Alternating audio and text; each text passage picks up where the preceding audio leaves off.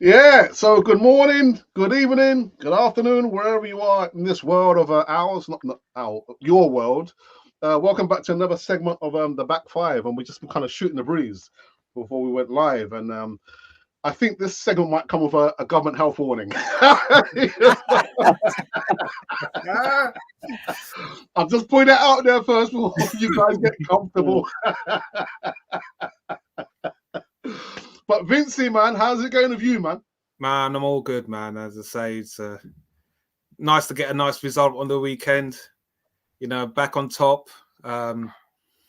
Feels good, man. Feels good. Good to be back with the family, man. Back five. Yeah. Bless.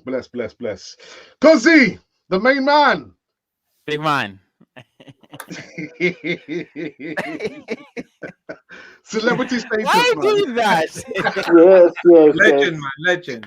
Respect. Yeah, but I'm good. I'm good. I just I had a few things I was doing. So I didn't catch the Champions Draw live, and we'll talk about it. But when I came back home and I saw the opponents we have, I was like, that's a good week. That's a good week. Brighton, done, and then I get this UCL draw.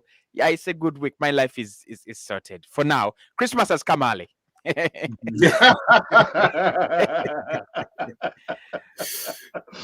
And last but not least, Prosper, brother. High Cannon family. You know, it feels good to be on top, you know?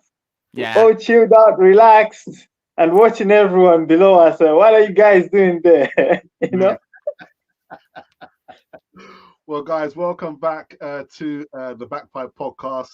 The last one before the turn of the year. We are waiting for another celebrity. I mean, I've never been surrounded by so many celebrities in my life.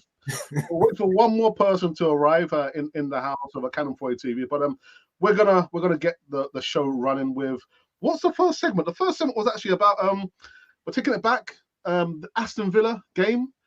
And prior to the game, Aston Villa unbeaten in last 14 home games. They've beaten Chelsea, Brighton, West Ham, the Spuds, Man City.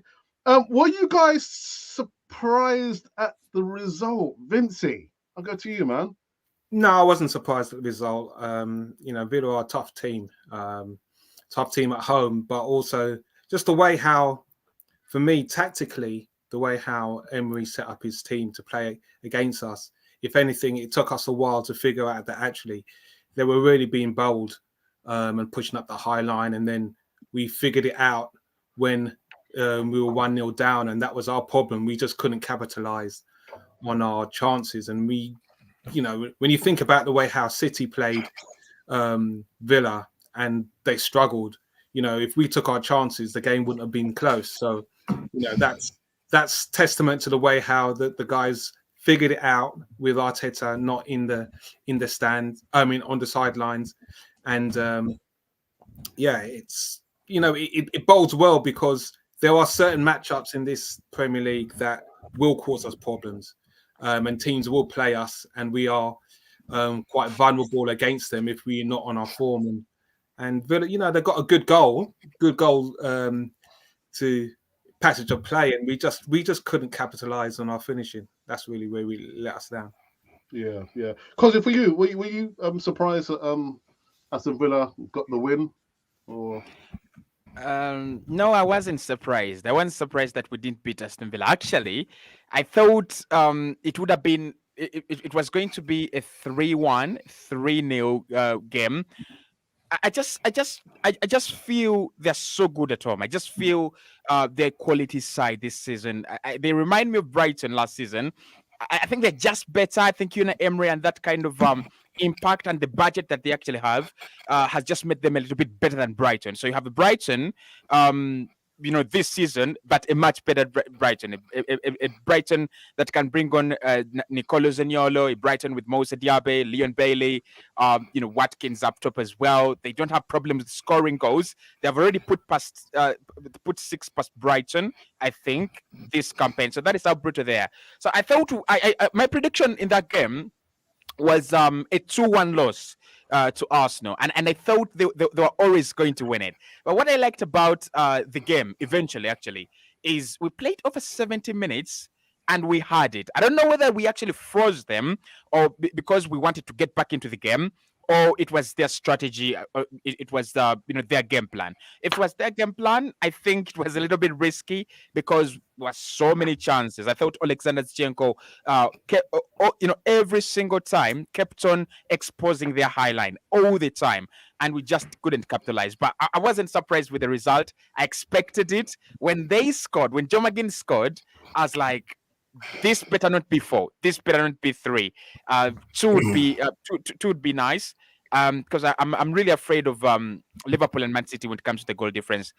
They can run away with it. Yeah, not a bad result for me in my opinion. Like that 1-0, especially after City losing. I'm okay with it. Wow.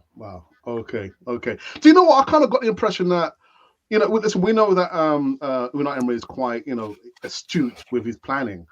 And with the Zinchenko, people are kind of blaming him because he kind of got sucked in on that side there. But also with the Martin Odegaard shot, it's like Martinez was expecting him to go down to his right. Yeah. So many times. So was that not down to Unai Emery again? Meticulous planning, Glenn? No, not at all. Right, okay. No, because he was happy. That's actually predicted a loss. I actually saw his video and he predicted a loss, and I actually got so mad at him. Almost commented on his video, but he was right. We actually lost. I wasn't happy because I predicted a loss, but obviously. Yeah, it's the Villa Park. Come on, this season you've got to go there and you've got to be disciplined. But happy in terms of not conceding 3 or 4. For that particular game, Alex, the fact that we played so well, I got so annoyed that we didn't get something from that game. Because after the game, I knew Paul was going. Before the game, Paul was saying if they beat Man City, they're obviously going to beat Arsenal, and that was annoying me. I was like, no, you're not the same. At the moment, Man City obviously a better team than us overall, but at the moment, I know we're going to create more chances. Man City are missing a few players here and then. I was sure that the likes of Saka and Martinelli are going to create a few chances. So for us not to take any chance for that game, it was absolutely annoying. Talking about the Odegaard shots, such shots.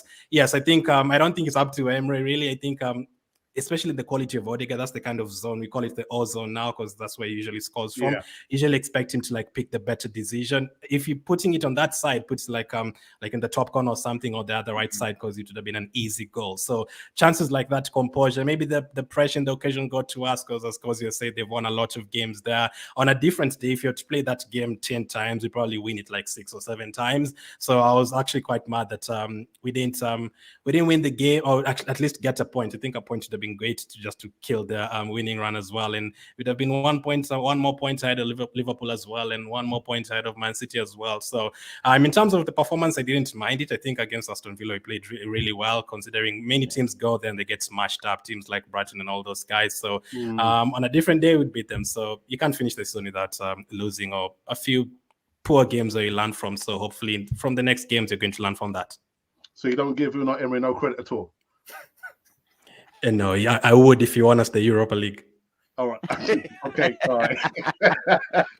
Prosper, Aston Villa, unbeaten at home, 15 games. Just one of those. I like Cozy's approach, When you're a realist, people think you're against the team. But at times, you just have to accept that we're not as better as the other team at the moment.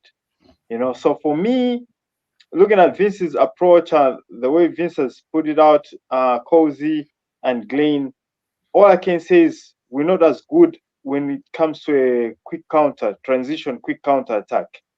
We're not as good. We need to polish up on that. But otherwise, we played very well. Villa is quite a team on its own. It can really give you a lot of pressure. And it's just fortunate that we didn't go down by many goals. But this is a well-prepped team. Unai Emery's experience showed, and all I can say is that the Gunners did well. They kept the scoreline low, and next time around, second round, I hope we get them. We get the 3 points back. Yeah. And Aston Villa currently sit in third place, 1 point behind Liverpool, who could have gone top the tree, but the elephant is on top of the tree now. But let's move on to it. Is the elephants. The elephants on top of the tree. So we found out today that Arsenal are going to be playing against FC Porto. But I want to take you back to the PSV game, and I actually thought that Arsenal quite lucky, Vincent, to get a draw. Very, very lucky. Yeah, I mean it was a nothing game, but it's a game where I know a lot of fans wanted. Me personally, I wanted to see some minutes, some quality minutes for some fringe players and even some of the youngsters on the bench, and it didn't happen. And PSV is not a bad side. It's not a bad side. It's just the fact that it's just a bit frustrating at home that was the result that we put out. But at the end of the day, the job was done.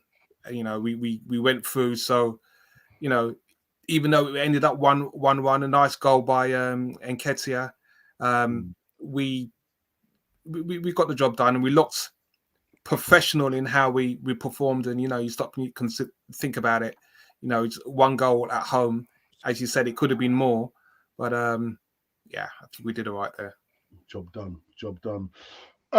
Prosper, what are you thinking about Eddie Nketiah? I had some comments that people still were saying that he's rubbish, he's championship level, but if it were not for his goal against PSV, we would have lost. But where are we going with Eddie Nketiah? I have seen some reports that he might be going to Crystal Palace. But your thoughts on Eddie Nketiah, Prosper? You're on mute. Am I? Oh yeah. Prosper. Yeah. Prosper, you're on mute, Prosper. He got too excited with Nketiah. He's probably swearing or using foul language. Oh, thank goodness you can't hear him, huh? Oh, look, he had enough. So, Cosy, I'll go to you. First and foremost, give us your thoughts about the PSV game, and then tell me about Eddie Nketiah. Where is he going to be heading to, if he's going anywhere? First and foremost, I think the PSV game was like Mikel Arteta said, it was done. I think it was all about pushing the team not to lose that game, pushing the team to get a string of games together. You don't want to go 2 games without a win. You don't want to go 2 games with consecutive losses. And he's always said that. We are Arsenal this season. We cannot be losing 2 games in a row. We cannot be losing 3 games in a row. But again, what it showed me personally is Mikel Arteta would love to change his team. He would love to play a second team. But does he have that team? Right? He has Ramsdale, but does he have another player to play if not Saliba? Does he have another player to play if it's not, all these other players we know? And can we actually maintain the same quality? I don't think Mohamed Elneny actually gives you the Declan Rice levels. Like, it's a huge drop. I think Eddie Nketiah and Jesus, I'll talk about Eddie Nketiah. Maybe we don't see a huge drop, but in terms of work rate and what Jesus gives us, again, there's a drop there, right? Emile Smith-Rowe is just coming back from injury, so you wouldn't actually rush him back. So I think what Mikel is going to say, and the message from that game, he's going to tell Edu, can we go and get this kind of quality players? Like, you can see Grealish, Bernardo, and Doku at Manchester City. Like, they can change those 3, and they'll still give you problems in wide areas. I think Fodder has done well. I think that is the key highlight from that game, right? It's another highlight we got from the West Ham game when Mohamed Kudus literally, was tearing us apart. With Eddie, I've already said I don't believe that he has the quality that we need, and I think everyone is getting on board. We are seeing the real rumors now of a striker. It starts like that, right? First was Declan Rice, and then Caicedo, and then we ended up with Declan Rice. I think we'll get a number 9. Not in January. I don't expect him to go anywhere. I still think he's a darling to Mikel Arteta. I still think he's a very important player, by the way, because there are not so many players that are going to be willing to get those few minutes, and they will happily come onto the pitch and create an impact. So he's happy with the minutes. I think every team needs a player like that. Last season, I was looking at Johan Wissa and the impact he was having from the bench. And this season is not having that big of an impact. And I'm like, okay, this is what you call those quality players that come from the bench. So for me, Eddie should stay first and foremost. Until the end of the campaign. We should be keeping our best players until the end of the campaign. In the summer, I believe if we win anything major, their prices, their market value is going to skyrocket. We might actually, sell the likes of Tomiyasu if we are to sell for 40, 50 million. We might sell the likes of Eddie for in excess of 40 million. So keep him until the summer. I think we'll get quality offers, because clubs know if Osimhen or Ivanton is coming in, then definitely one player has to leave. So keep Eddie for now, and yeah, let's get in a goal scorer. At least let's get in someone that we can put ahead of Eddie. But we've spoken about this before, Kozzy, We have, and we've never agreed upon it. We've never, absolutely never agreed upon it. And I know Glenn. I know Glenn is pro Jesus, and he likes the way we play, and I do as well. But when I look at Darwin Núñez, I'm like, if we had a good striker, we can capitalize on that deficiency in that Liverpool side. We could easily score as many goals, and we could run away from within reach of many clubs, Man United, Liverpool. If you're not scoring enough goals and you don't have that kind of number 9, and there is a club that has that kind of number 9, I think the clear example was Haaland last season.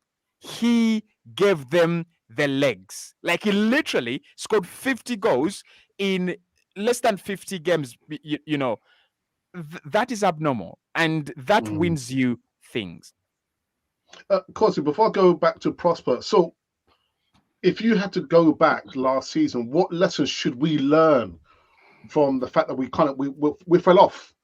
We kind of gave it away, didn't we, the Premier League? But what lesson do you think we could learn from last season? Is it the fact that we need to get that striker who can guarantee us 20 plus goals, or is it more about rotation or the squad depth? What lesson do you think we need to learn from last season? I think with rotation we've done well. The key lesson that I would say we pick from last season and we break it into this season is how you actually support your team in January. I think that is the one thing that we all talked about. We saw how Trossard did. Was it around 10 or 11 assists when he came in, and his impact was immense. And we all said, if we had gotten a midfielder, probably, if we had gotten a defender, because we all say, Saliba, if he doesn't pick up that injury, we win the league. Partey, if he stays consistent, it doesn't drop off, we actually win the league. But you cannot keep on, wishing. So for me, we have a chance now. It's a similar opportunity. The last 2 seasons, January could have bailed us out. The previous season, we get a good player in midfield, because that was, I think, Partey, who picked up an injury, and we missed out completely on UCL. Last season is the title. This season is the same thing, right? If you lose Odegaard and Kai, with Fabio Vieira very, very inconsistent now, and you're not really sure if he's going to peak this season, can you actually get in someone? If you lose Declan Rice at the moment, can you bring in someone who can give you that kind of quality? So for me, that is it, right? That's it. Is it emotionally, and the age factor will come in. I think Mikel is working on that. We have seen him sign players that have been captains before at their sides, leaders. He's clearly trying to bring a mixture of that into the team, right? Kai has been in moments where he's won the UCL. That's very, very important, by the way. And we've already seen it. He's won us a game against Brentford, a game where it was more like a 0-0 and everyone deserved a point, or Brentford actually deserved more points because they had 2, balls clear of the line. So for me, how do you use January? How do you go about your business in January?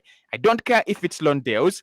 Can you get the quality, and can you get it, early, right? Especially now Partey and Elneny will be away for AFCON. I completely forgot about that. Prosper, before you went off, we were talking about Eddie Nketiah. Yeah. I usually choose to disagree with some. Kozzy has raised a lot of important points that I agree with. But again, on the part of Eddie Nketiah, I think there is a time when I'll pick a leaf from Ancelotti. Ancelotti has built his team around who is this English player? Bellingham. Jude Bellingham. You see? And that's an experienced manager. He works wonders from nowhere. Now, if you look at Arsenal has only got, let's be honest, has only got one style of play. And if that style is mastered, then it's game over for us. Now, if you look at Edin Nketiah, he's a totally different player from Jesus. If you're going to play Edin Nketiah, you need ball retainers and midfielders like Silva, who we don't have, who are going to split everything and just going to give Edin Nketiah a through pass to run with the defender and score. You see, Edin Nketiah hasn't got the technical ability to dribble 3-4 players, no, but he's got the pace, and probably now he's gaining his accuracy on goal. You see, if Edin Nketiah was given the same game time as HAVERTZ, when he just sprang out with the Emil Smith Rose that other season before all these guys came in, by this time there would have been big names.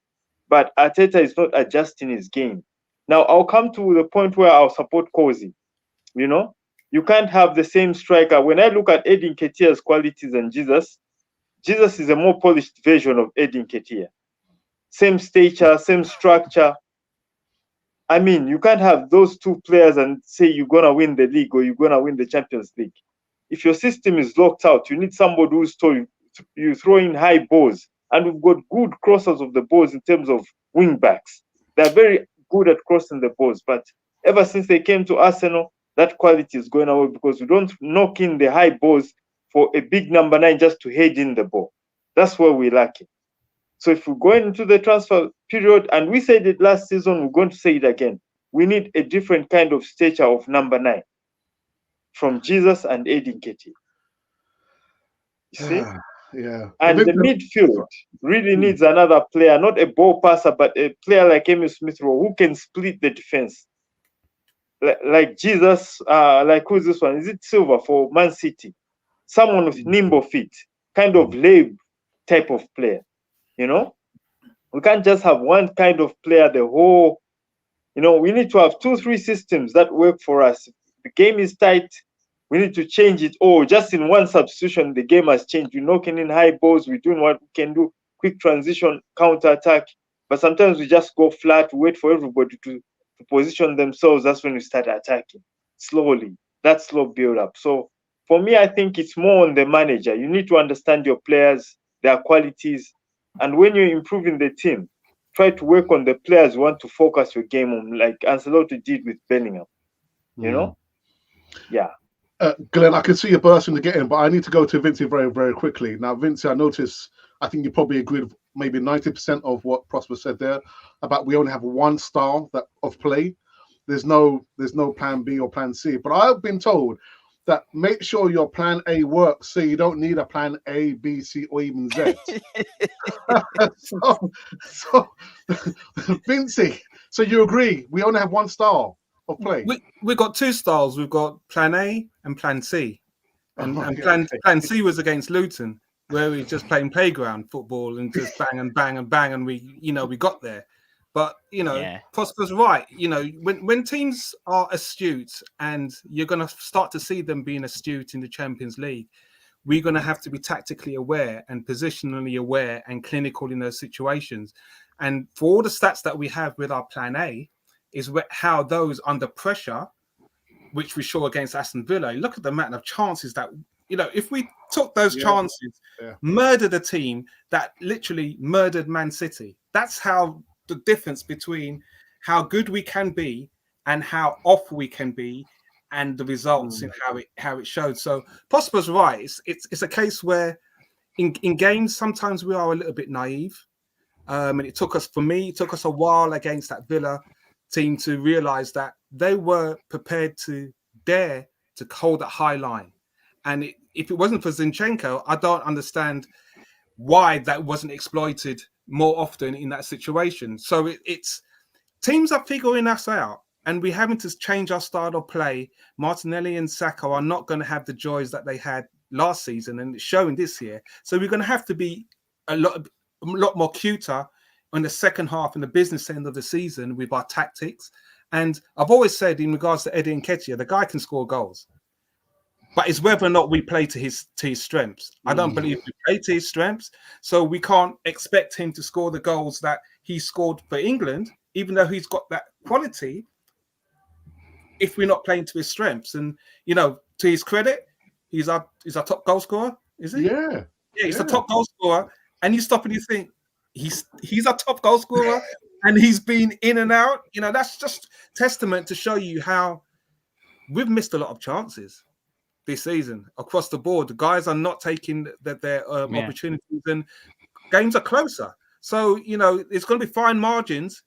And, you know, as I said at the start before we came on the stream, it's going to be a challenge on our health the second half of the season because teams are going to be coming at us.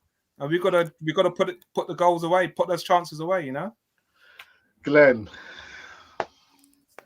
The points these guys have made are incredible, man. I was just almost like I wanted to go off and just listen and just watch them, you know.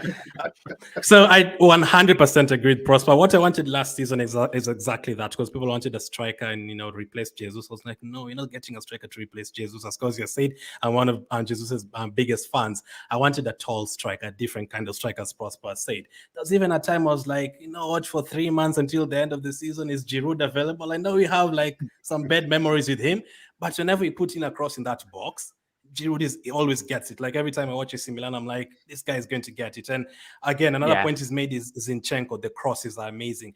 Even Ben White, when he goes forward, sometimes he puts in crosses. I'm like, there's not you're crossing to, but he actually puts in some decent crosses sometimes. Saka, we know, is one of the best crosses of the ball these days. Martinelli loves getting down the byline and crossing the ball. We saw him doing like 3 or 4 times. One of them, I think, HAVERTZ did it off the bar. So if you had a player like that, absolutely amazing. I don't know if you specifically like have one style of play, maybe 2. Maybe HAVERTZ was signed to be like in a different kind of play in terms of like running into the box later on and putting in those crosses and all that. But maybe it's come to Arsenal and things have changed. I don't know why. Is it because like Atsa's noticed something? Is it because Timber is out? I don't know how you're playing in terms of that. But I feel like maybe when Timber comes back and all those guys are fit, we could have a different kind of play. When you saw Partey at right back, Vince is a different kind of play. I know you love that. So having maybe that is a different kind of play. We don't love it, but maybe it's a different kind of play. Maybe have Partey at right back and then having maybe a front 2. I'd like to see a front 2 with Jesus and Ketia on the same pitch at the same time. I'd like to see how it works. But I definitely do agree. You just say Partey at right back. No, that was a joke. That was a joke. That was just to annoy Vince a bit. Yeah, but, like I've always wanted to see it because that one game that Jesus and Ketia actually played together, because I think it was Orlando or something last year in the preseason. I think they both scored. Yes, they're both different, but almost the same as Prosper said. But for me, Jesus is still a starter for us. I wouldn't sell Nketiah at all. I'd still keep him in the team, but I still think we need a third striker, someone different. At the end of the season, you can rethink it. But for now, I don't want us to sell anyone at all. I want Jesus, I want Nketiah, then I want a third striker there as well. Nketiah is different in terms of running in behind and just loving staying in the box. Jesus doesn't like staying in the box, loves coming for the ball, and does incredible in terms of that. So in the last few minutes, last season when you're playing Southampton and those guys, in the last few minutes, we had a lot of the ball. We just dominated possession like we did against Brighton the whole game yesterday. And against Aston Villa the last 20 minutes, we had a lot of the ball, man. And as Vince said, that was Aston Villa, they just matched up Man City and we were dominating them. We had a lot of the ball, but we couldn't get past them. But another thing that annoyed me in that game is I feel like since they were playing a high line, I feel like I would have, after taking out Martinelli, I would have actually brought in Nelson for the pace, just for that one game, even if he doesn't want to bring him for other games, just that pace in behind. Because when you bring in Trossard, he doesn't really have the pace. So maybe bring in Trossard for someone in midfield. I know HAVERTZ was playing well in that game, but just something different. Bring Trossard in midfield if you want to bring him on, and then Nelson on the left side, and then you can bomb one. But I definitely do agree. I would want a third striker who, I don't know, I wanted players like Watkins and those guys at the beginning, but so right now I've kind of changed. I want like a tall striker, physical striker. Maybe Tony's the guy. I'm still not sure. Tony hasn't played for like 7 months. I'm not sure. Is he going to like adapt right away for those 3 months that we need him? I don't know, but that's kind of striker I'd love. Yeah, Glenn, are you surprised that Nketiah's top scorer so far in the Premier League for us? Actually, no. I mean, Saka, Martinelli, and Jesus, obviously they do get the chances, but I always feel like, as I've always said, if Nketiah plays 38 games out of 38, I feel like he's going to miss chances, but he's going to get 17, 18 goals if he plays every single game and takes. Haaland scored 50 goals, and how many of them were penalties? More than 10. So if Nketiah was taking our penalties as well every single game, I don't know how many. he'd have 10 goals plus now. So he's not the best. He's Yeah. going to annoy you sometimes, like he did against Brentford. I was like asking for him to pass the ball, and then next game Trossard should have passed him the ball, and he got annoyed. Like things like that. I don't really think like we need them in the team, but I'd keep all of them until the end of the season just to see how it works. And he does score goals. I mean, people say it's only Sheffield, but okay, fine, keep him and play on get Sheffield and Burnley. We're going to win those games, and then we play the others for the rest of the games. Okay, so we found out today that the last 16 draw, Arsenal are playing against FC Porto, and the fixtures are to be played in February, a long way away. Now, a lot can happen between now and February. We know the season's a long old season, 38 games in the Premier League, FA Cup if we survive at Liverpool. And I thought, well, let me kind of check out the stats. Last time we played FC Porto. I thought, oh, wow, well, there we go. 6. A bit of a mixed bag, actually. As you can see, we've lost twice to them, 1 draw and 3 wins. And this is why I'm saying, when we go into Champions League, we need to have that plan B or plan C. But Kossi, your thoughts? You're happy to see that we got the draw against FC Porto? Yeah, I was happy to get FC Porto. I was very, very happy. They were not among the sides I wanted to avoid. They were among the sides I wanted us to draw. And why I think it's a good draw actually is I don't think it's a very easy draw. I don't think it's a draw where Arsenal put in nothing and walk away with it. And I hate those draws where it feels you're just going to go through. They're kind of tricky, and the other team becomes more of the champions, the dark horses, and all that stuff. I think with FC Porto, you put in the work, you go through, right? They concede goals, but they score goals as well. In the last game in the Champions League, they put 5 past Shakhtar Donetsk, and that what shows you is you disrespect them. You don't do your bit. They'll actually get a result. So why I'm happy with that one, they're not the side that Arsenal should be afraid of, but then they're not a side Arsenal should be sleeping on. So I'm going to see a quality game when we go to Portugal. Remember last season, Europa League, Sporting Lisbon. When we went to Portugal, we mixed up a little bit. We changed up a few things. I think Kivio got his first game, his first appearance, in that fixture. And what happened there literally taught us a lesson. We're like, okay, when they come at the Emirates Stadium, we've got to be better. We're gonna put out our best 11, and we should play our best football. And what happened? They came and they, kicked us out of the competition right at the Emirates Stadium. I think it's more of it's going to be more of a reputation, but this time Arsenal will be better. I think we'll be better. The Champions League, I don't expect Mikel to kind of drop standards and change his starting 11. We will go with the best 11 in Portugal. I think we'll get a result, maybe 1-1, maybe 2-1. And when they come at the Emirates Stadium, where we've actually, been good this season, unlike last campaign when, it was very, very shaky. I think our record has improved at home. I think we'll go through. So I'm happy. I wanted to avoid PSG because they want to prove a point. They want to prove a point. They want to prove a point that they are not, perennial bottlers of the Champions League at any round. Yeah. And the moment I avoided them, I'm like, okay. But Porto is a good draw, guys. Porto is a good draw. Good team. It can prepare you for the next fixture, by the way, because they have nothing to lose. They play with nothing to lose, right? They'll throw everything at you. They'll bring a lot of quality, and if you can deal with it, you could actually go and deal with maybe a Madrid, at the quarterfinals. And for you, Prosper, the best draw that Arsenal could have got against FC Porto? I mean, this is the Champions League. When you get to the Champions League, it is what it is. You can get any team. This is the cream of world soccer, So for me, Porto, I suppose, yes, as Cozy has said, Porto is a good draw because these guys play with a lot of energy. They're fearless, and also these guys play a high tempo game. Yeah. So when we're preparing as Arsenal, forget about what we do, slow passes, slow build up. Porto is gonna make us run. Aston Villa made us run, but Porto is gonna make us run twice as much. So that would be we should be ready for. And when it comes to, as Vince was saying, finishing off our games, we get so many chances. This is where it gets like, this is the top end of football. You don't mess around with chances. We get a chance. We might not get as many with Porto, but we get a chance. We have to make it count.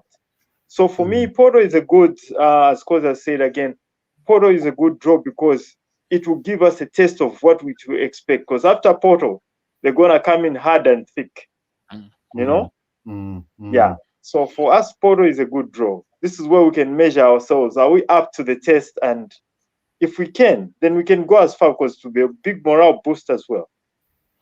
Vinci, can Arsenal raise to the occasion against FC Porto over 2 legs? I definitely think it's gonna. Yes, two legs is. I look at it as 1 leg.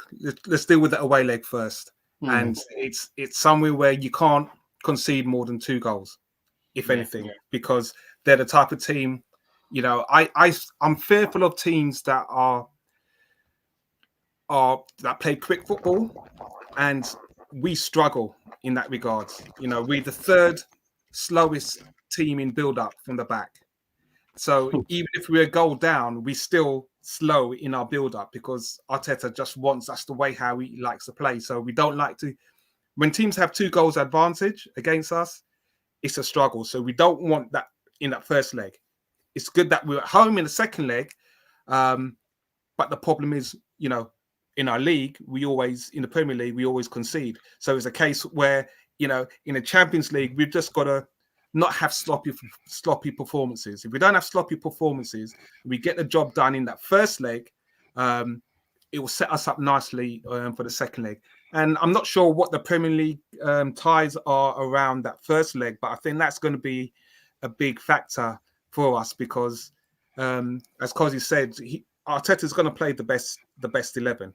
And it's who's available and who's on form. If we don't have injuries, we should be we should have confidence for a good game and a good performance. But as I said, that first game, we don't want to concede 2 because us under pressure, it's a different kettle of fish. And then as Prosper is saying, Champions League it's only going to get harder. Teams are going to get more organized against us, and that's where it's like, who's going to take that long shot? Who's going to take that chance in that critical situation that's going to break that deadlock? Because we've shown this year that sometimes we do struggle and we leave it late.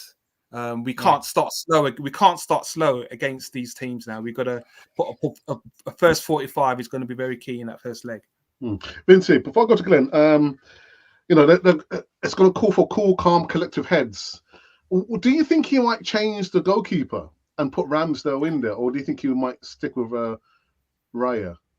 I think he'll stick with Raya. It'll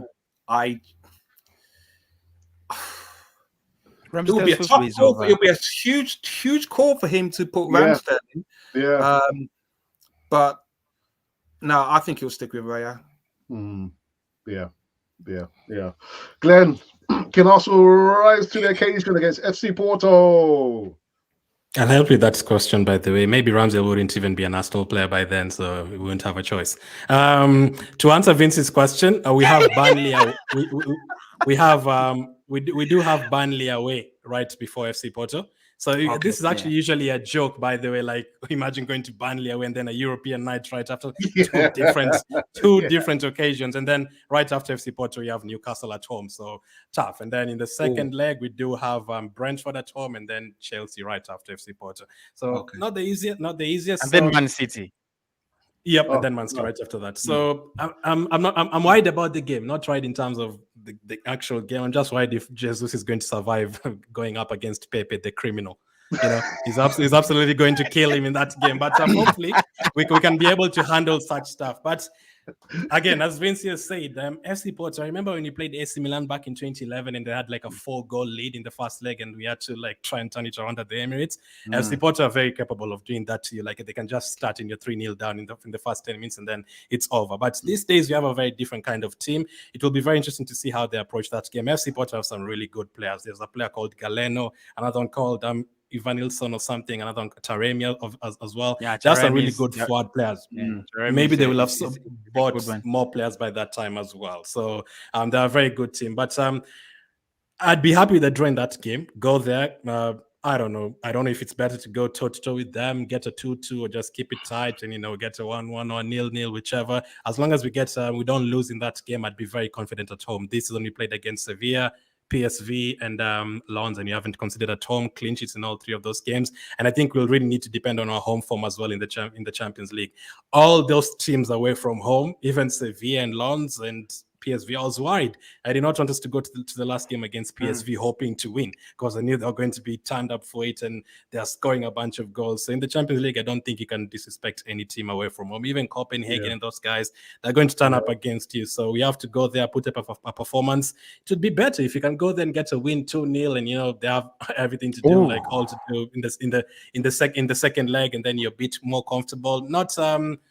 Not overconfident, like you've already won the game, but okay, now they'll have to open up and you can get a couple of chances to open up. I don't think they'll defend against us. They'll obviously go for it, especially at their place. So those are the kind of games you need to take your chances. As Prosper said, in this kind of games, you have to take your chances and you don't want to miss too many chances in such kind of games. So for me, I'm happy with the draw, very, very happy. For the particular game, I think it's medium. Those the easier ties would have gotten Copenhagen and Leipzig because they'll play like toe-to-toe with you and you can be able to get a lot of chances. And then there are the harder ones. Because you said PSG, I was actually worried about Inter Milan because they don't concede too many goals. They have defenders there that you'll really struggle to score goals. So I'm happy this particular fixture. I think it's good. I think they're happy as well to face us for some reason. Glenn, before I go into the live chat, quick question for you. Does it make it more urgent, the fact we need to go into the transfer market in January and bump up the squad quality-wise, knowing full well FA Cup, Champions League, Premier League, we need to go into the market January and buy some players? We do. No? We have such a big chance of winning something, or maybe two, I don't know, just something this season. We have such a huge opportunity. I don't want to, as Kozi said earlier, another player I forgot to mention, I think we wanted Vlahovic 2 Januaries ago and we didn't get him. And it's cost us for top 4 as well after Partey got injured. And last season as well, Trossard changed our game completely. Yeah. So next time we don't want to reach April and you're looking at it like, oh my goodness, Timber is injured again. And we would have bought this particular defender, this particular midfielder. Let's not use that as an excuse this time. Let's not let that damage us this time around. Let's have at least 2 or 3 players in January and go into those final 5 months with Timber coming back, Tomiyasu coming back, hopefully Smith Rowe coming to full fitness. Hopefully Vieira will be there. This is Vieira's former team as well. Maybe throw him in the starting lineup for that one. Away from home, he knows all about that. Bench Odegaard, I don't know about that, but give him a bit of time in that fixture as well. So let's see. I'm confident in that game. And then after that, it's real business if we go through. There's some tough teams there. All right. Kosi, do you want to say anything before we go into a live chat? Or you're all good, bro? I'm good. One thing I'm just going to say is whatever happens, we need to capitalize on this January. If we do not, there is there's a very popular saying about the Bourbons.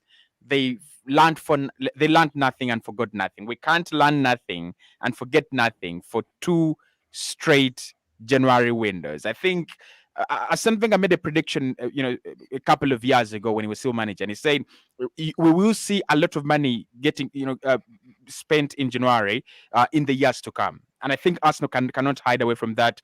If Pochettino wants more players and more money spent, we've got to capitalize in January. Yeah, well said. Well said. All right, let's go into the live chat. We've got Emerson. Good evening, Emerson. It's a good evening, Alex, and the panel. Our moderator, Ashley, ever present, says, hey up, Gooners. And Gabrielle says, yo, man, what a good week for all Gunner fans. Well, what happened, man? No, I know what happened. I'm just joking. Tired Gunnosaurus, good to see you back. Evening, hope you are all well. Yes, we are well. Daniel says even all. And here's one. Ty Gonzalez says spot on, Glenn. Great comment so far. What did you say, Glenn? Can't remember. Everything, I guess. As if I'm going to be as if I'm going to be as arrogant as Van Dijk, I'm going to say everything. I don't know. We are short in defence. Do you think we should be playing youth like Walters more for experience when games are won, Prosper? I don't think clarified defense, because for me, as Cozy said, general transfer period, it's only been 3 players for me, starting the previous season, 3 years down the line now. Box to box defending midfielder. So that's why I'm saying clarified defense. Attacking midfielder, totally different from Odegaard. And the number 9, center, big number 9.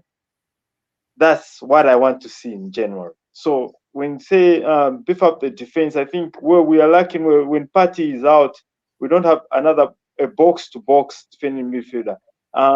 Rice is a center midfielder, so he's going to roam out, but we need somebody to stay back and cover when Rice is out there doing his thing. That's what we're lacking, someone to cover the defense, the center backs. And for Vinci as well, do you think Arteta should be playing youth players when the game has already been won? I think he's got to give those kids an opportunity. You know, I'm sitting here thinking, you know, is Reece Nelson still a youth? You know, because the guy's on the bench and he's not even getting that much game time. So, you know, this is I think Cozy was saying earlier on when he was mentioning about Man City with Silva and the type of players that they have. Well, the reason why we aren't having that much of a production from our bench is because they're not getting enough game time. You know, fair play to Vieira in the league before he got his injury. You know, in that game he came on and he was awesome as a sub.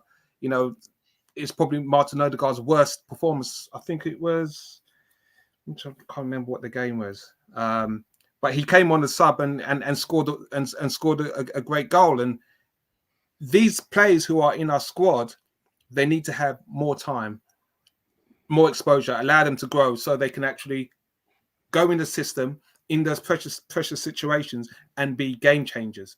So, you know, it's what great honor to come on for 10 minutes, 15 minutes and have a run out if the game's already run, as opposed to a minute. And, you know, you're not really doing anything. Sometimes we want to see where the production of our next generation is coming through. And I remember when Alex Iwobi, he went out and I think one of his first games in the Champions League was against Barcelona, and he ended up being the best player on the pitch with all the senior players playing. And that's the level that if you believe in their ability and you give them the confidence, they can go out and perform, and that can do wonders for their development. Look at Saka, another guy who's Emery played him.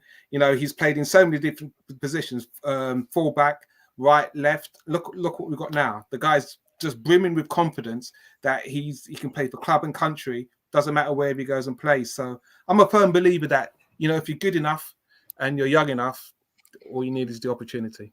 And for you, Cozy, do you think we should be playing youth players a lot more than we are now? Yeah, absolutely. Look, it's I kind of feel for Arteta because the pressure is a lot, right? I think after winning our first trophy, probably our first major trophy, maybe Champions League, maybe Premier League, he can do that. Right now, there's a lot at stake, but I think we should do right. Last season, I think we've talked about it. We were winning games at you know, early stages, comfortable. Right, you could by 20 minutes it's 3-0, halftime 3-0. It's different this season. You look at the games where we've been comfortable, and probably Sheffield, probably Bournemouth. In those games, you should be bringing on the young lads. You should be bringing on you know, these younger players. I mean, their assets. We've seen what Chelsea have done with them. We've seen what Manchester City have done with them. Right, the amount of money they're getting and all those things. We know it matters. But I can't blame him very much we are really, winning games with very small margins. Like the Brighton game, you can't bring on anyone in that game. You can't bring on a youngster in that game. You just can't. And how many games have we won? Like, Brentford, like Brighton, the Brentford game, the Manchester United game, the Manchester City game, Tottenham Hotspur point. So it's the same. I think if we can get to win games with a healthier margin earlier on, 60 minutes, 70 minutes, then we can start bringing on such players. But again, for me, defenders have got to be durable. I've always wanted Bastoni, young, but I look at him as a durable guy. I think he's going to become a screener something, in the future. Leo Ferdinand, something like some kind of defender like that. I want my defenders to be durable. I look at defenders the old way. I look at them like goalkeepers. These guys can go on and play football until you can't imagine. But anyway, yeah, young players should be given a chance, honestly.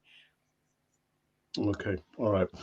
Well, it's a bit of a surprise on the last segment. So we 23rd, the next fixtures against Liverpool.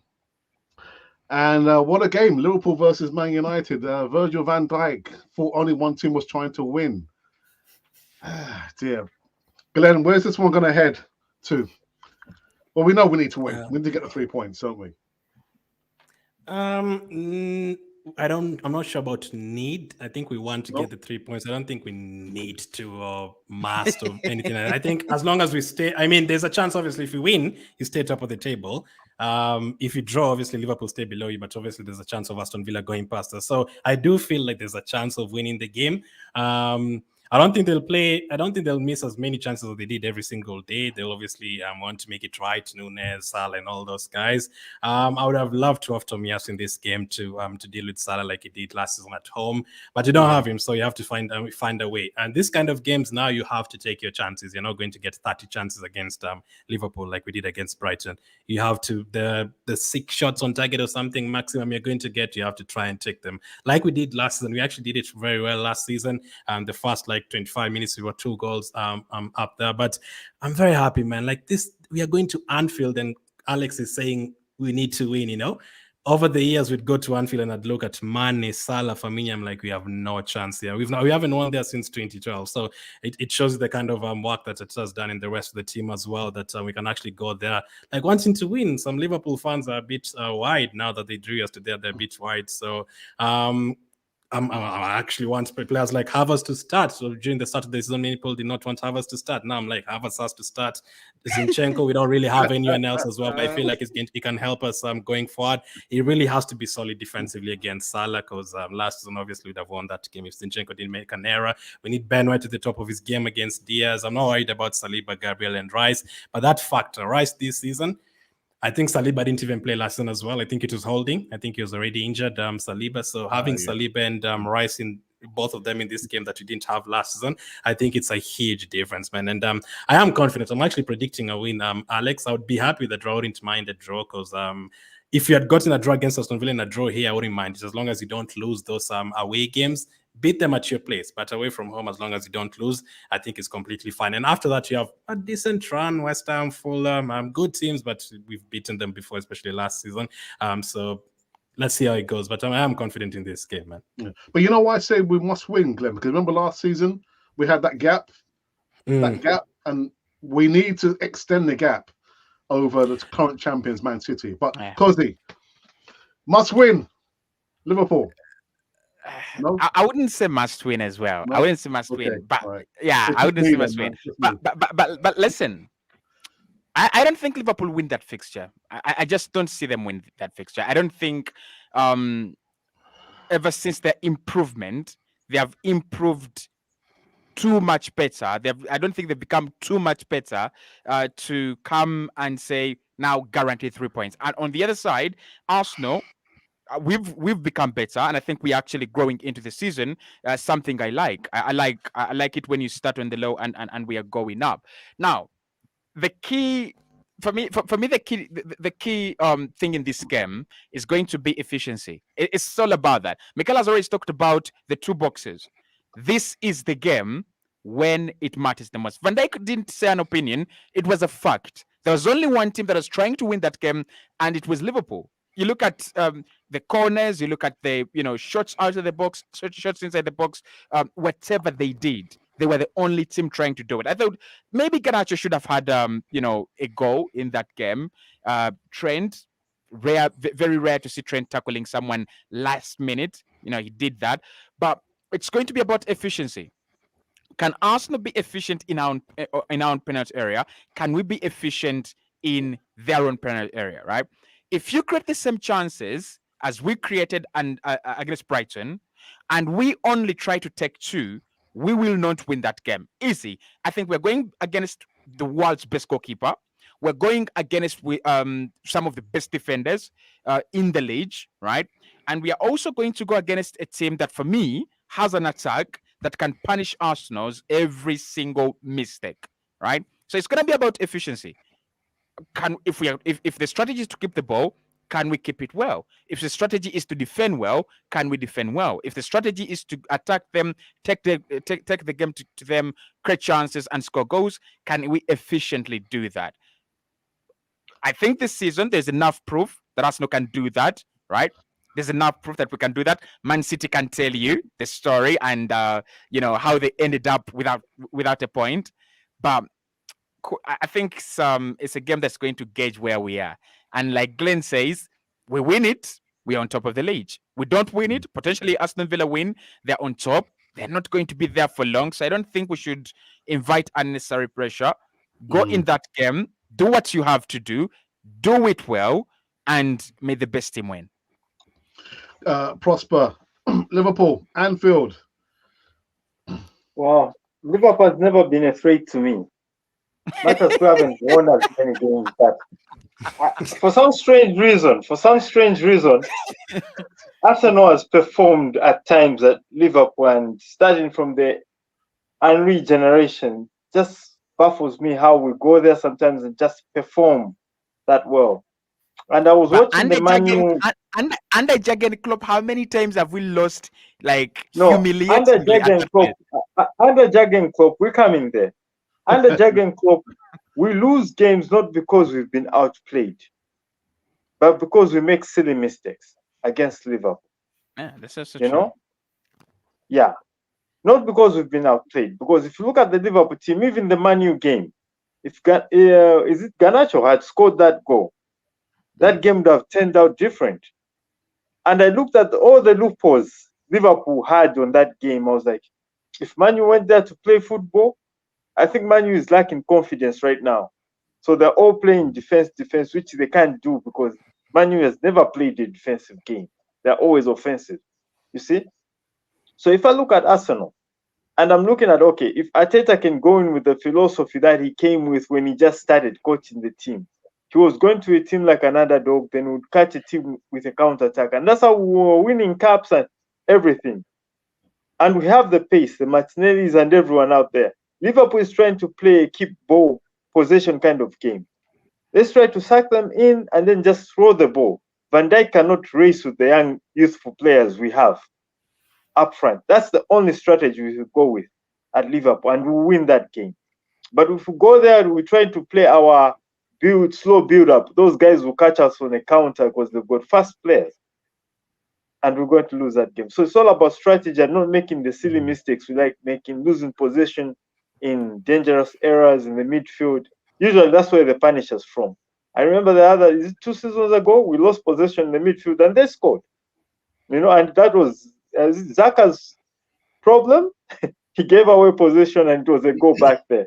You see? So it's just one of those things where we play well, Liverpool doesn't outplay us, then we make a mistake, pow, they pounce on us. We've got very good strikers who are very accurate, So I think we shouldn't make that mistake. We'll come out with something from Liverpool.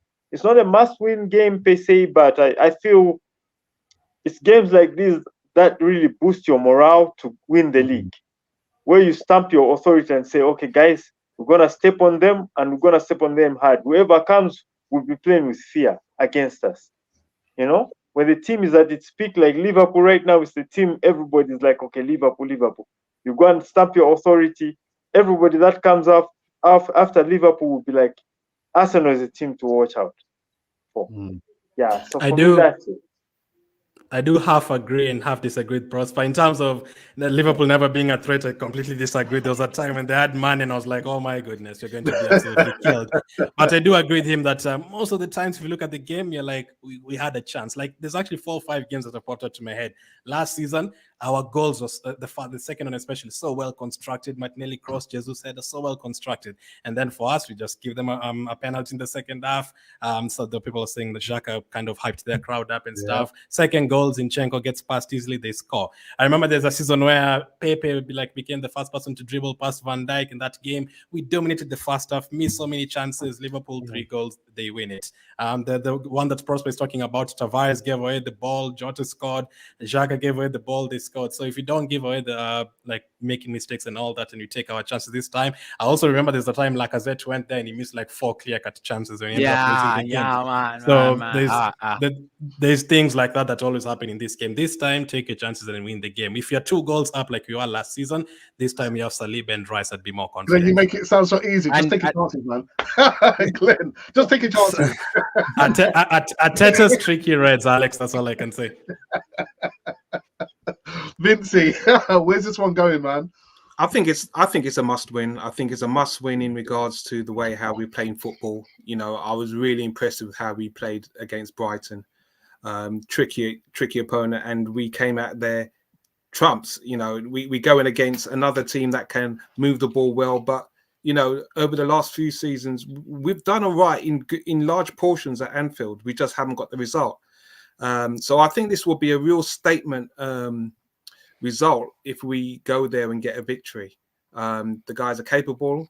Our confidence is in our defense. You know, cut out the foolishness, cut out the silly errors, and we can really give them a good game.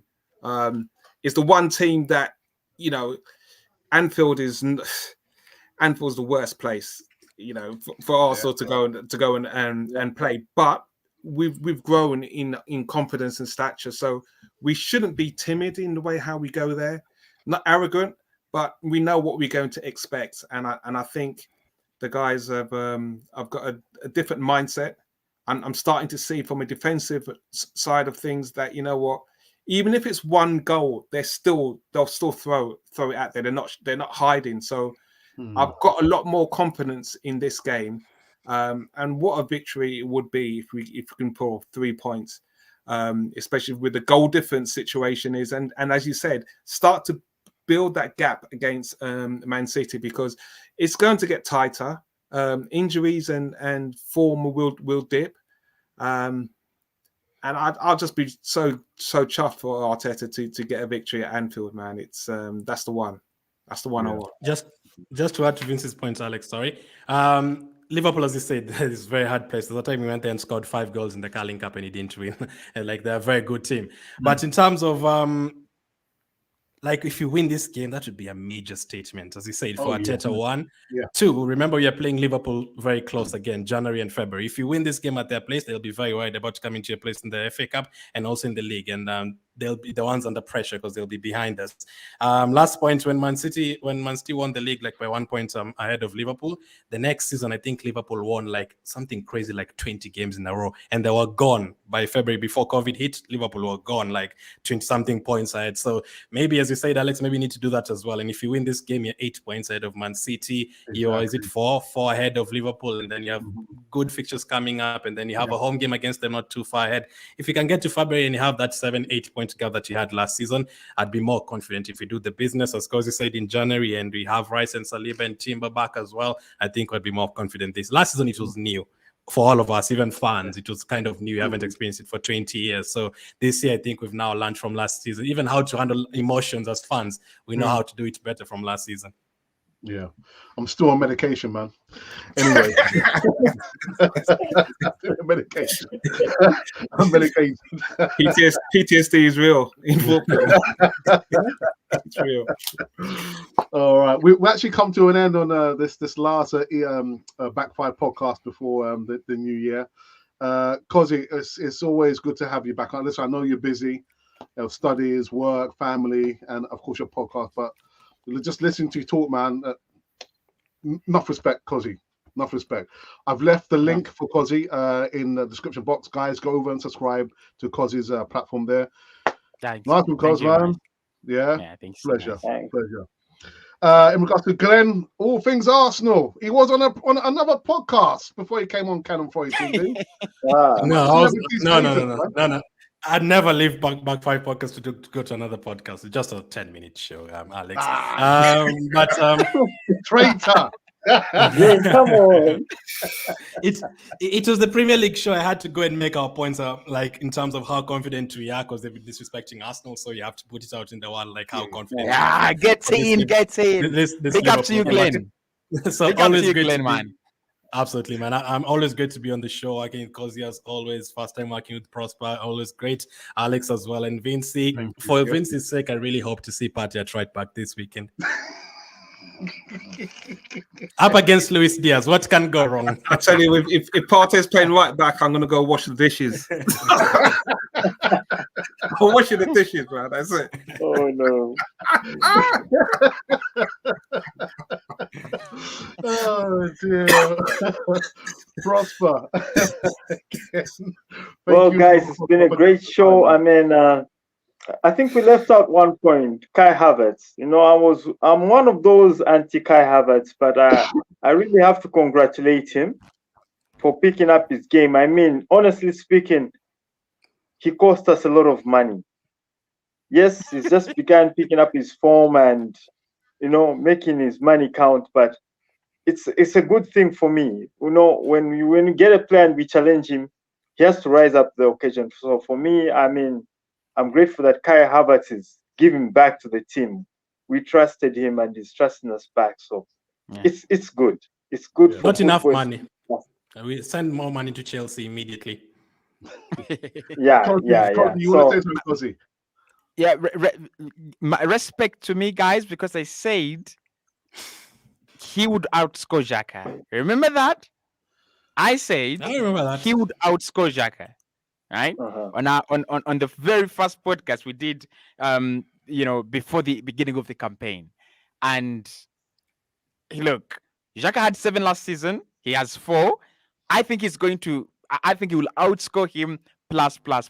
And I think he's going to become a much better player because there's so many things that I'm looking at him and I'm comparing to his earlier version, and he's not yet doing them. The runs are coming, but that ability to carry the ball forward, he has that ability. He's got the ability to just run the game as Florian Wirtz is doing for Leverkusen right now. He's not even doing that. He's still very, very safely playing it, gets it, he finds an easy pass. When he starts running the game, when he starts, I don't know if he'll ever get a chance to play whole 90 minutes as a number 10, but we've seen him in that 10 role, and he's something else. So I expected him to come around, but I was beginning to become nervous. I won't lie to you. I was beginning to become nervous. I wonder why. I mean, did Alex forget about Havertz, or did he purposely leave it on? Is Alex a hater? Is Alex a Havertz hater? No, Alex is not Havertz hater. I watched Alex yesterday, and Alex did say that if a player plays well, he always says it, and it is true. It is true. So I'm happy that he plays well. Go ahead, Alex. But why? I don't understand why the 360. What's happened to Kai Havertz? I mean, there is a saying that confidence always wins. But what is about Kai? That is just he's like a new player. Well, he is a new player, but what? I don't think nothing. I don't think anything really changed. I just feel like people needed to be just a little bit patient. I didn't expect him to hit the ground running 1 month into his Arsenal career. He's coming for a very poisonous Chelsea team the last couple of years. The kind of football that we play and the kind of football Chelsea play totally different. You had to adapt. Obviously, coming into a team where Saka and McNeil are constantly running and all that, you had to really adapt. And obviously, the first couple of games, like Man United, he did give away the ball. He missed a chance in front of goal. I was still not very wide at that point. Even recently, because I said he was wide, I was not really wide because I was seeing a few things here and there.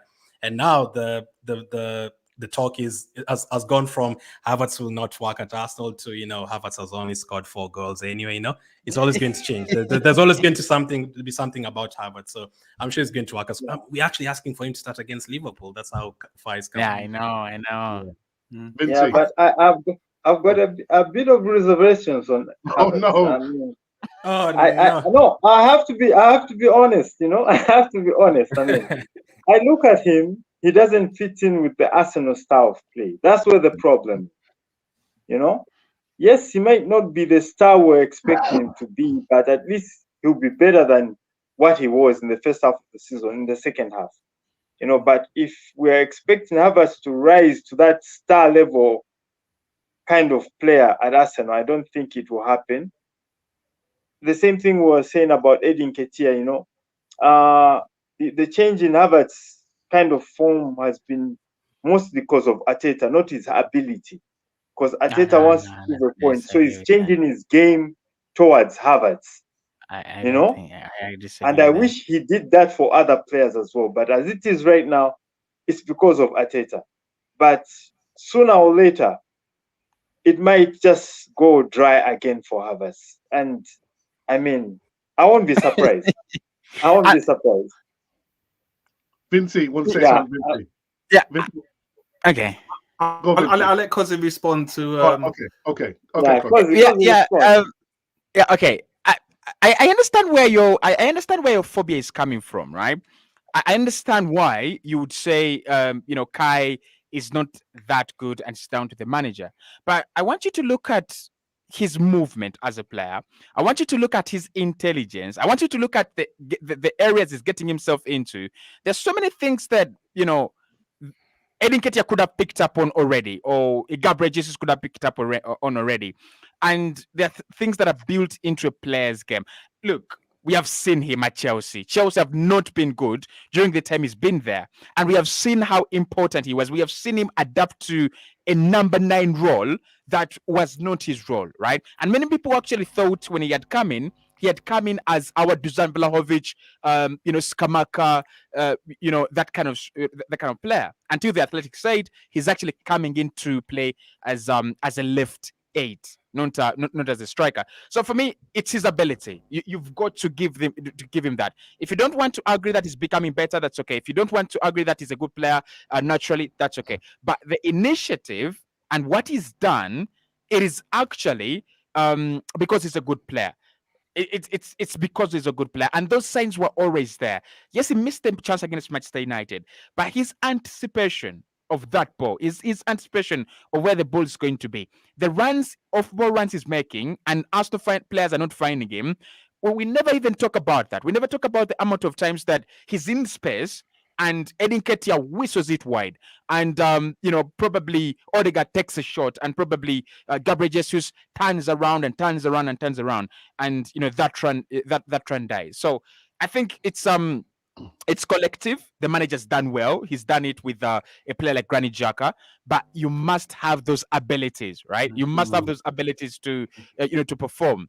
Mikel Arteta loved Bellerin a lot, like really a lot, and he gave him every single grain of minutes you could give to a player, and it didn't work out. So for me, if Kaya's actually done it, if he's getting better, we've got to agree. We've got to give him the credit. He's one of the players that have put fingers in their ears, and they've decided to focus and put in the hard work, like Maguire. So for me, guys, I don't know if I'm right, but I think Kai. You're right. I don't even. You're right. You're right. I think he's a baller. I think he's naturally talented. Yeah, I think where you're not getting me is he's playing number 8. So mostly he's supposed to break the defense, dribble in, and provide the ball. That's where I want. Not really, actually. That's why I want him to improve his game, because if you look at Arsenal's problem right now, and that's why Edin Ketia can't score many goals, because there are very few people who can create those balls for him. So if he's coming to Arsenal on number 8, if he was coming to Arsenal as number 9, yes, I wouldn't argue with that, because he's just there to knock the balls in and to finish. But his ability to hold the ball, pass the ball, he has to improve on that game, because that's where it's very critical for Havertz. I think possible. One of Havertz's strengths is in that midfield, and his touch and ball movement is quite exceptional for his height.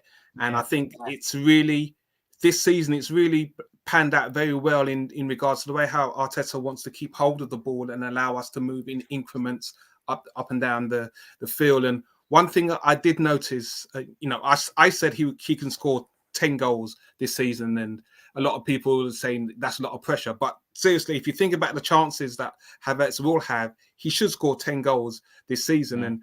And one thing that the likes of Martinelli and Saka weren't doing, they weren't intelligent enough to look out for some of his movement and his runs, which was frustrating in the first part of the season when everyone was on Havertz's back.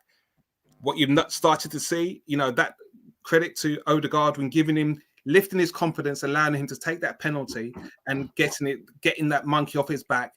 The guy's touch and his movement is exceptional. It really is exceptional. His work rate in the midfield, in defense, is helping us out big time, because at times when Odegaard is a bit light, we are really light in that midfield, and Rice is on the island. So Havertz is really coming back and really playing the 8 role well. But the Martinelli and the Sakas, their ball movement in getting the ball to Havertz has had to improve. And now you're starting to see Havertz, when he gets in movement, he's getting the ball, and he's improving with confidence. So I'm confident that in the Champions League, I've always said that's where we should see Havertz play better. I'll say the same thing. I agree. Yeah. Havertz Champions League is where you're going to see him really come to his worth. I'm so happy to get two different. And one thing I think Prosper, you should look out for is the role of Declan Rice and the impact it has on that left number 8, because Rice is now more of a ball carrier and a dribbler, and much of his work he actually does it in that part of the pitch. So Kai Havertz has got to go as advanced as into the penalty area. So don't expect him to be lingering around that number 8 position, because the 6 we have is more like a ball carrier. It's not Thomas Partey. He won't kind of sprinkle the passes. He loves to carry it a bit, a little bit. You saw it against Brighton. He skips past Gross and then just carries it into the penalty area, but he doesn't find a nice pass to pass to someone. So I think the role on that left-hand side, like we did last campaign, is to score goals. We really have to score as many goals as we can on the left-hand side. Why? You look at our creativity. Where is it coming from? Odegaard and Saka. Saka is the top assister in the team on the right-hand side, and Odegaard as well. The guy you expect to assist is on the right-hand side. So the left-hand side has always been our goal-scoring side. And the chances, again, the players on the left are getting, Kai, again, should have like 8 goals without a penalty this campaign, like 8 goals from clear-cut chances. So if you want to see the striker in him, you're actually going to see it, because it's going to be crawling slowly and investigating those spaces into the penalty area, because Declan is going to be pushing him farther away from that position. Declan is an engine. He's going to wipe away everything Arsenal in that left 8.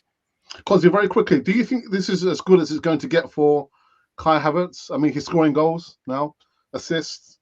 Is this as good as it's going to get for Kai Havertz? And I think Prosper said, he's going to have a dry patch. How are we going to respond as a fan base when he has his dry patch?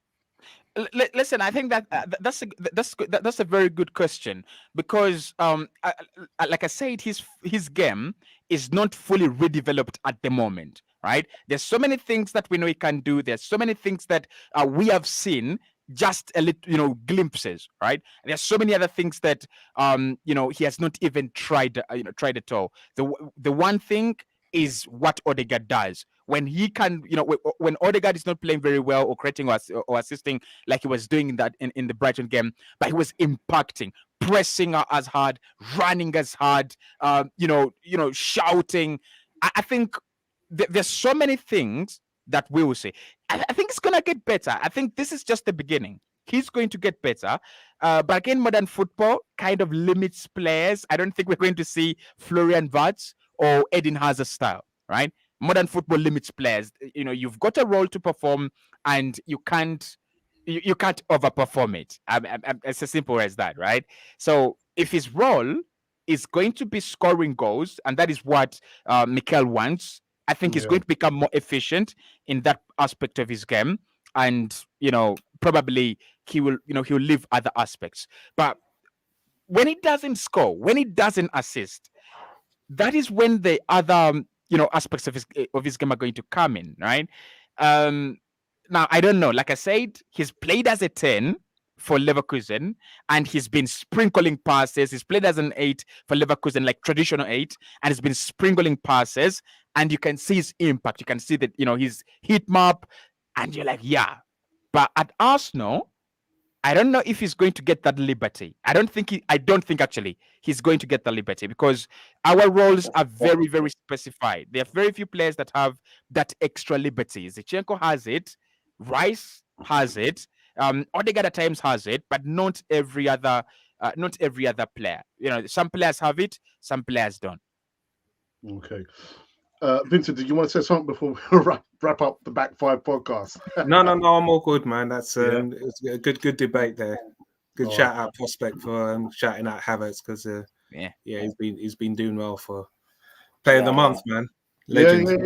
Yeah. Like I said, we've got to give credit where credit's due. You know what I mean? So it's good to hear that Glenn was listening to my words of wisdom yesterday, Glenn. Thank you, Glenn.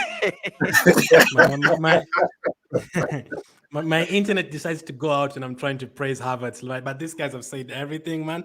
I absolutely agree with all of them. And also just to support Prosper just a little bit, they obviously still need to see more and everything. So if we see more, I think we're going to be absolutely there. But he's right. So at the beginning, he didn't really adapt right away, but I think he's going to do it. Just needed to give him time, and by next year, I think we're really going to see the best of him. So hopefully he can keep on prospering. It's so good to hear like two different people talking so nicely about Havertz. It's rare, because you'll always find many people are still not happy with him, even if he scores or whatever. So I'll keep listening to you, Alex, and your words of wisdom. Oh, thank you, man. Thank you.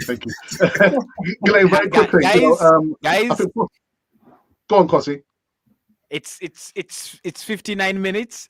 Sporting is leading FC Porto by a goal to nil, and Pepe has a red card. So probably that's. So I go ahead and protect Jesus before he play that match, huh? I told you that guy is a criminal. He's a criminal. That is a sign of what's to come. People. And that is why you need players like Havertz. I think Havertz is the man. I don't have boys anymore in the team. But how is Pepe still playing football until this time? Don't worry, we'll make him retire in March. All right, we have literally come to an end on this last Back Five podcast. It's good to see Prosper being on this segment here. Vincey, always a pleasure, man. Always a pleasure. Thank you for always there, man. Yeah, good family, man. Like it. And that's it. The next time you will see me, those of you who are still watching this fantastic last segment on Back Five, will be Friday for the Easy Talk. And as Glenn says, a bit strange, because it's not easy coming on the Easy Talk. It's the contrary. It's the opposite. But anyhow, people, thank you for your support. Until then, this has been the Back Five podcast on Canon Freud TV, featuring Kozzy, Vincey, Prosper, and Glenn, supporter of Canon Freud TV. All right, guys, have a great evening. Until then, this has been Canon Freud TV.